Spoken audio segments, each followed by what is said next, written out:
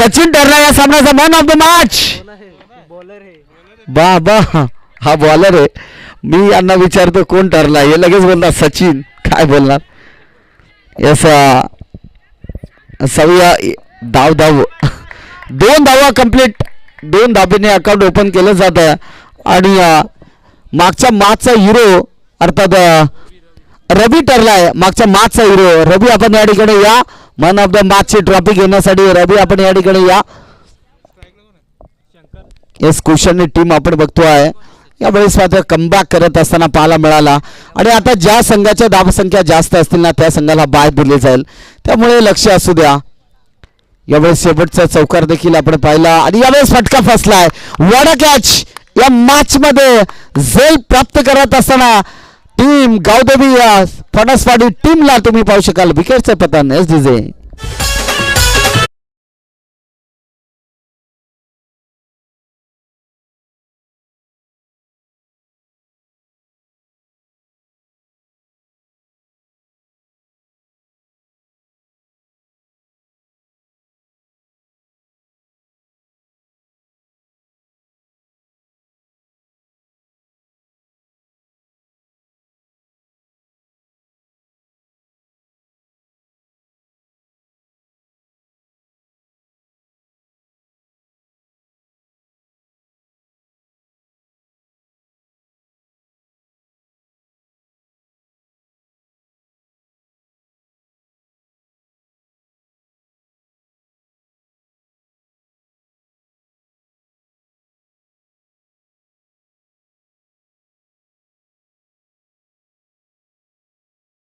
विकेटचं पतन.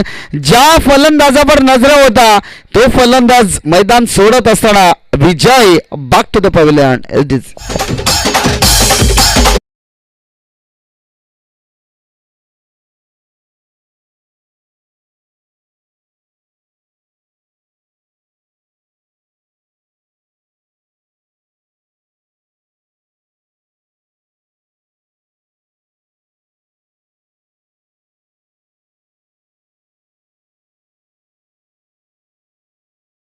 Thank you. New batter मैदानाच्या आतमध्ये सूरजला तुम्ही पाहू शकाल.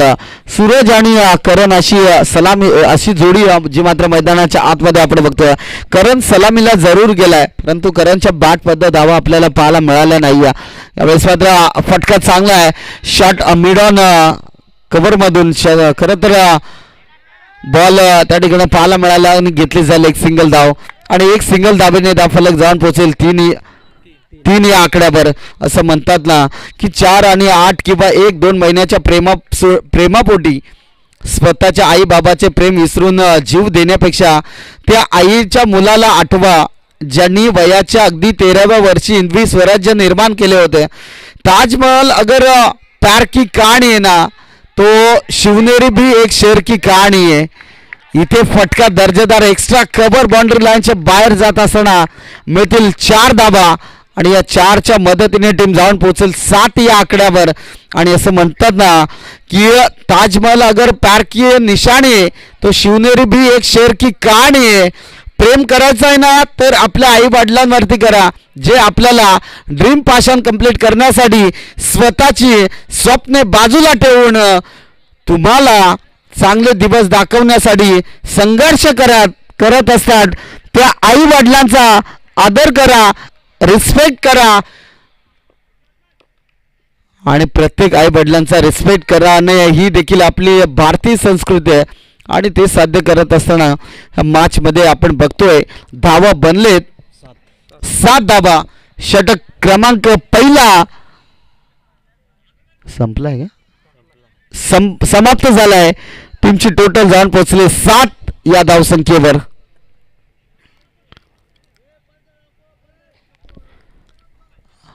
पंधरा नको 7 बनलेत. बॅटिंग करत असताना कांडोली टीमला आपण बघतोय 2 फलंदाज करण आणि त्याच्या साथीला सूरज. करणच्या बॅट मध्ये एक चौकार आपण जरूर पाहिला. तदनंतर सूरजची देखील कामगिरी चांगली राहिली आणि इथे मित्रमंडळीने चांगली कमबॅक करत असताना गोलंदाज षटक क्रमांक 2 बाळू गोलंदाजी ट्रॅकवर पाहायला मिळेल. यावेळेस आता पहिला बॉल जबरदस्त राहिला, डायरेक्ट हिट करण्याचा प्रयत्न. यस, पंचांकडे लॉर्ड अपील आणि ते विकेटचं पतन, फलंदाज होईल बाद. विकेट नंबर दुसरा मैदानाच्या बाहेर येत असताना बॅक टू द डगआउट. डिझ ठोक.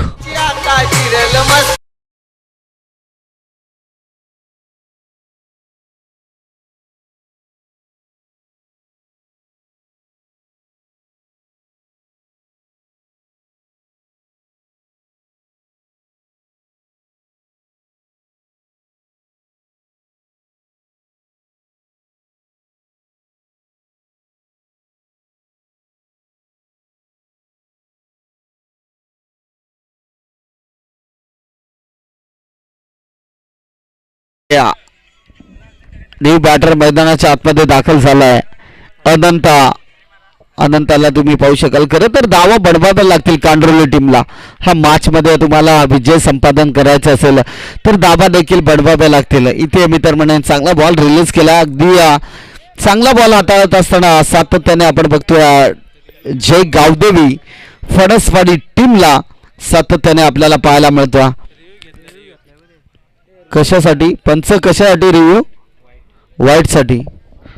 आपला इनफिल्ड डिसिजन काय आहे? यस, फेअर डिलिव्हरी इथे चेक केला जाईल.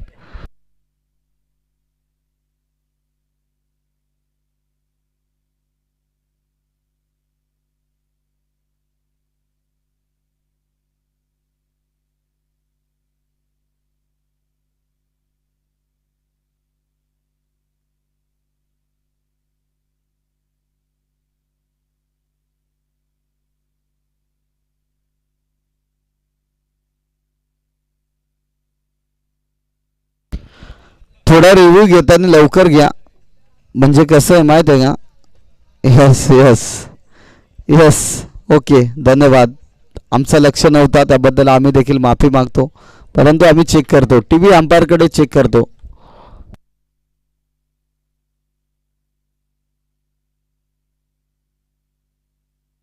फेअर डिलिव्हरी, योग्य डिसिजन आपण बघतोय. अगदी प्रॉपर बॉल मात्र आपल्याला पाहायला मिळाला. म्हणजे आमचे जरी पंचांचे डोळे आहेत ना ते जबरदस्त आहे, जणू काय घुबड्याचे डोळे आहेत की काय. कारण उमेश एक जबरदस्त पंचगिरी करत असताना एस पंचांकडे लॉर्ड अपील केली होती, परंतु पंच तटस्थ जबरदस्त पंचगिरी आपण बघतोय. आणि यावेळेस धाव येते एक, आणि एक धावेने धाव फलक झाड पोहोचेल 8 या धावसंख्येवर. यस, 8 धावा आपण बघतोय स्कोर बोर्डवर. 2 षटकाची ही मॅच, 8 धावा आपण बघतोय. लो स्कोरिंगची मॅच पाहायला मिळेल का, की टीम कोणत्या संघाला बाय दिली जाईल याकडे देखील लक्ष असू द्या. ज्यांच्या जास्त धावा असतील त्या संघाला बाय दिली जाते. 2 तर बनले आहेत, 1 तर बनले. दुसरीचा प्रयत्न, डायरेक्ट हिट करण्याचा प्रयत्न, बस डेंगाच्या पट्टीमध्ये बॉल. आणि एकच धाव, 2 धावा. स्कोर बोर्डवर आपण बघतो 9 धावा आणि धाव फलक जाऊन पोहोचला 10 या आकड्यावर. अजून उर्वरित 2 बॉलचा खेळ शिल्लक आहे. या 2 बॉल मध्ये एखादा बिग हिट येईल का? फुलटाच बॉल फक्त फ्लिप केला आणि एक्स्ट्रा कव्हर बाउंड्री लाईनच्या बाहेर बॉल 4 धावांसाठी येतोय. चौकार.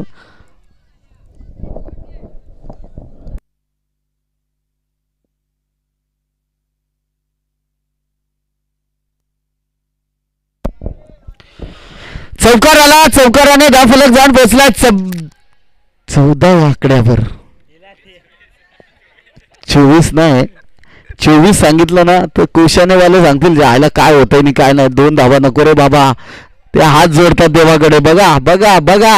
यस यस, यावेळेस मात्र 1 तर बनले. दुसरीचा प्रयत्न होईल का? आणि यस, पाहता पाहता 2 धावा देखील कंप्लीट. तिसरीचा प्रयत्न, फेकी चुकीची, कलेक्शन तितकाच खराब. आणि ते यस आला, बस का धाव. जबरदस्त जबरदस्त आपण बघतोय.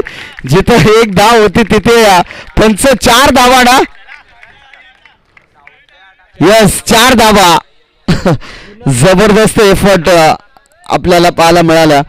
पंच आमच्यापर्यंत पोचवा 4 धावा की 3 धावा?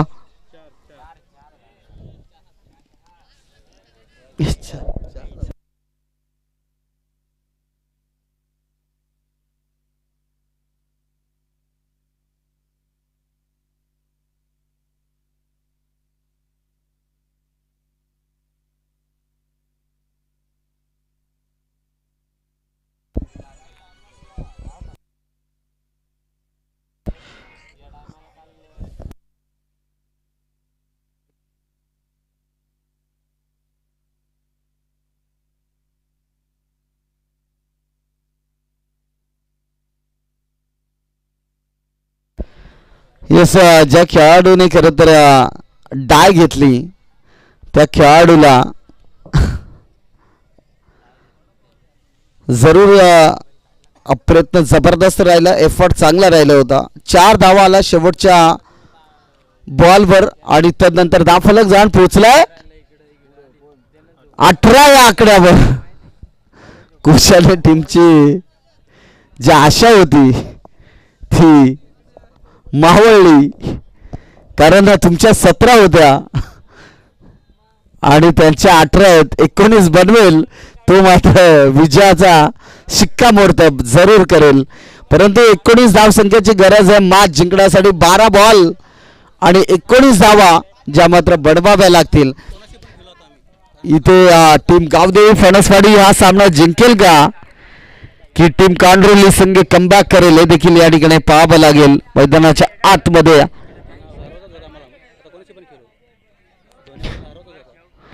येस, डोनेवाडीला हरवलं म्हणजे कोशाने टीमच्या अंगामध्ये एक ताकद जणू काही भीम सवारलाय की काय. येस, कोशाने टीम खरं तर सध्या त्यांच्या टीमवर येस, आता ते काय सुदाम नाईक असो समोर किंवा प्रशांत पवार असो त्यांच्यासोबत पण आम्ही खेळू यात शंका नाहीये. कारण जेव्हा तुम्ही मोठ्या टीम सोबत खेळतात ना आणि त्या टीमला तुम्ही जेव्हा परास्त करतात तेव्हा जो आनंद असतो ना तो जबरदस्त आहे. आणि या कर्जत विभागामध्ये सध्या तरी टॉपला टीम आहे डोनेवाडी आणि त्याला हरवणं म्हणजे सोपं नव्हतं, तरी देखील त्यांना हरवलं म्हणजे तितकीच चांगली टीम आपल्याला पाहायला मिळाली कोशाने. आणि तो जल्लोष देखील आपण शेवटच्या मोमेंटला पाहिला, तो जल्लोष देखील आपल्याला शेवटला पाहायला मिळेल का हे देखील प्रश्नचिन्ह बाकी आहे. पप्प्या आणि जोमा अशी सलामीची जोडी मैदानाच्या आतमध्ये दाखल झाले. 33 आणि 34 नंबर आपण बघतोय मैदानाच्या आतमध्ये. पप्प्या आणि जोमा जो मात्र मैदानाच्या आतमध्ये एंटर होता. येस,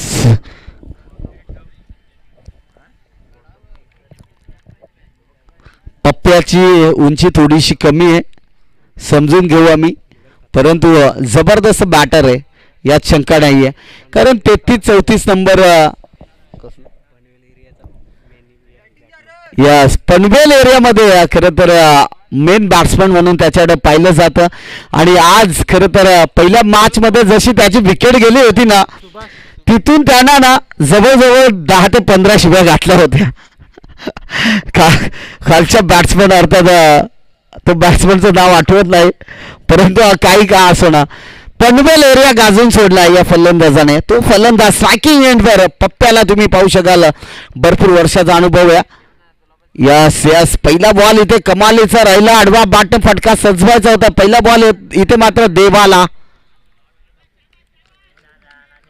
पहिला बॉल इथे देवाला आपण जरूर पाहिला, म्हणजेच पहिला बॉल डॉट आहे. आता बॉल